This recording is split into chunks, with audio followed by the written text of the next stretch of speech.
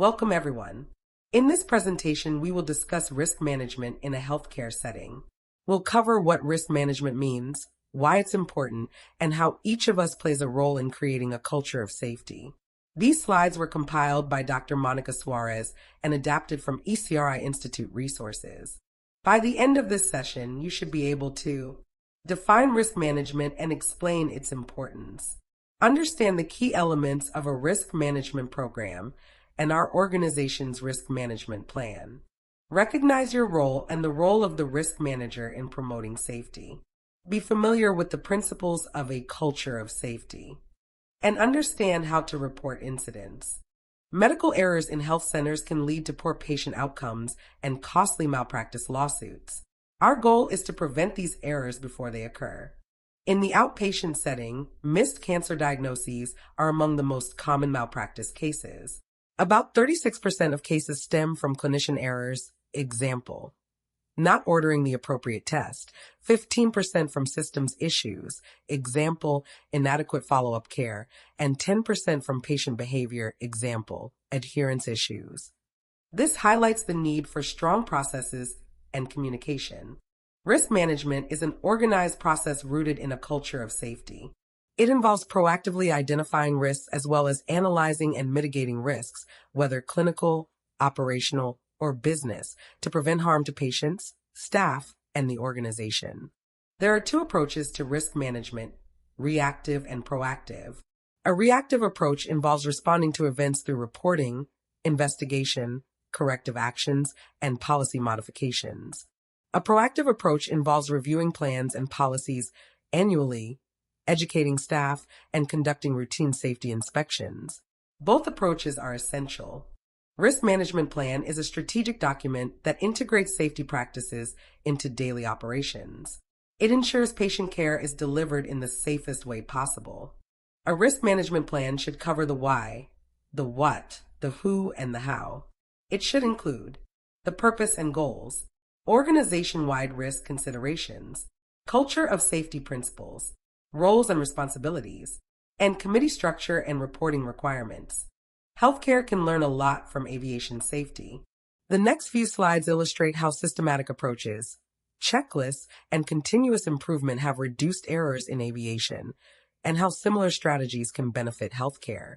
In the U.S., preventable medical errors are the third leading cause of death, causing more than 250,000 deaths each year. Whereas in the aviation industry, 500 deaths in a year is considered a large amount. Aim on individual employees and examining the failure points in the system that could have led to errors, a culture of safety is maintained. Second, the Federal Aviation Administration heavily promotes incident reporting, ensuring that employees understand that reporting can save lives.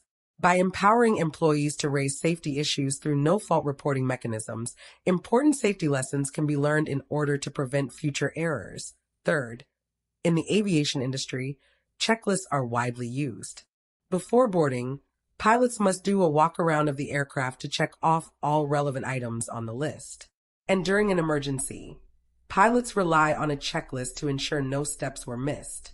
The risk management program within our organization have been built with the same goals in mind, including building a culture of safety, maintaining compliance with HRSA, CMS, and National Patient Safety Goal standards, promoting incident reporting, educating staff, and using safety checklists like those used during environment of care rounds and equipment sterilization.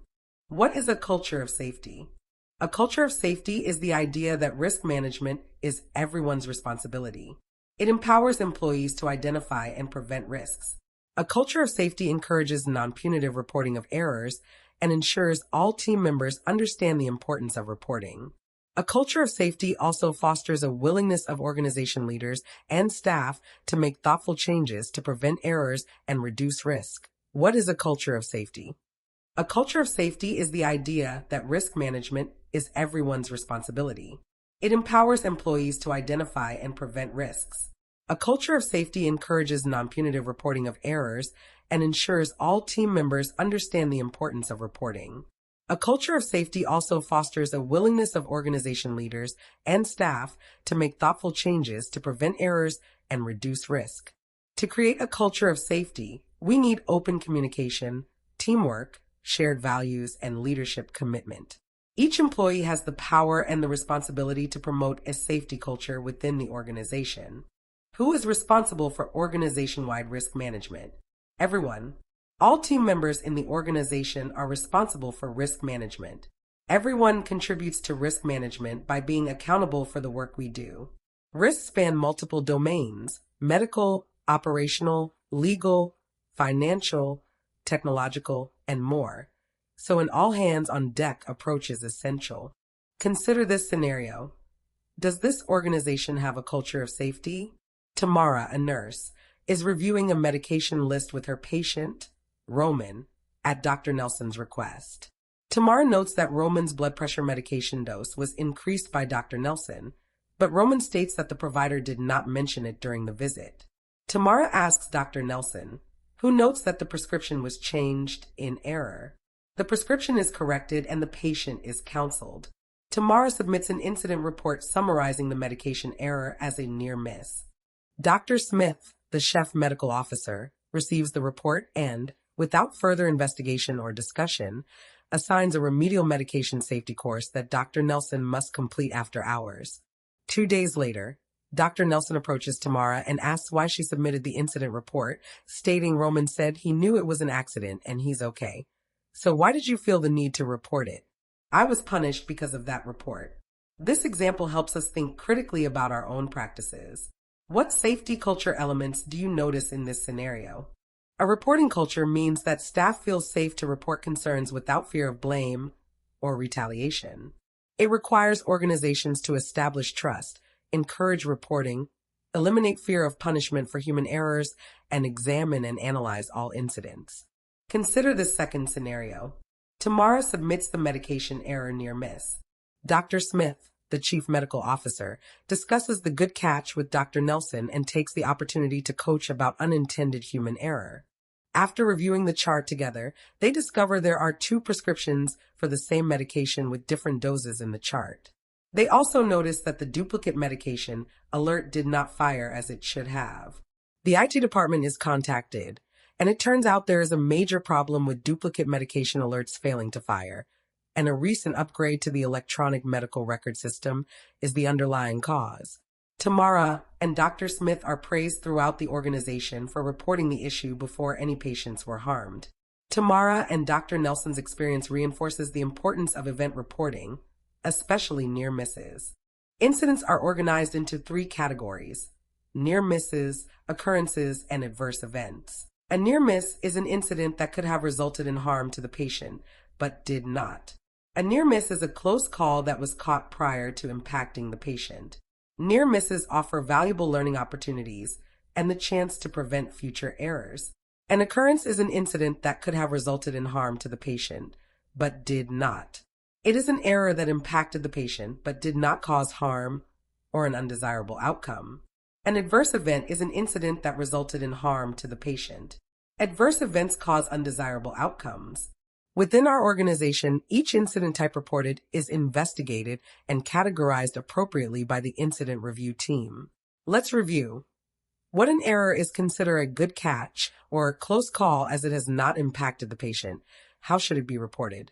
Near-miss incidents are ones where harm could have occurred, but did not.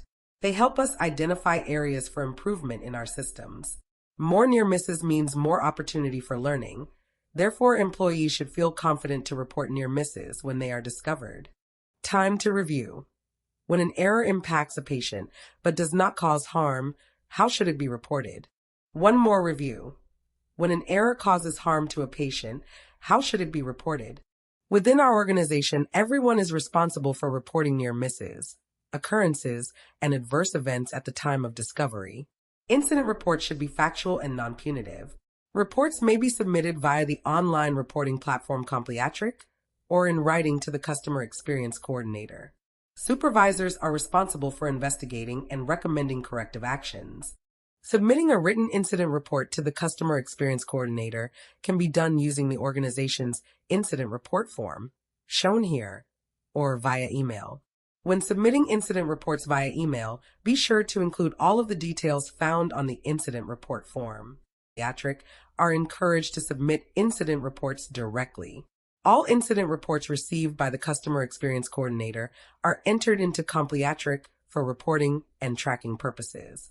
The Risk Manager oversees committees, monitors risk areas, reviews trends, and drives initiatives to reduce risks. The Risk Manager also educates staff and implements proactive and reactive strategies to reduce risk. Your Risk Manager is Chief Medical Officer Dr. Monica Suarez. She can be reached by phone, email, or in person. Take-home points. Risk management is the process by which safety practices are incorporated into operating procedures so that patient care services are delivered in a safe manner by medical providers and staff. Goals of the risk management program include enhancing a culture of safety, improving patient and staff safety, reducing liability to the organization, and maintaining compliance with regulatory agencies. Everyone in the organization is responsible for risk management and patient safety and is accountable for the systems in which they work. The risk manager's responsibilities include educating staff on organization-wide safety practices and implementing proactive and reactive strategies to address risks to the organization. A culture of safety is nurtured through effective communication, teamwork, event reporting, adherence to policies and procedures, and management. Thank you for your attention. Let's check your understanding with a quick quiz.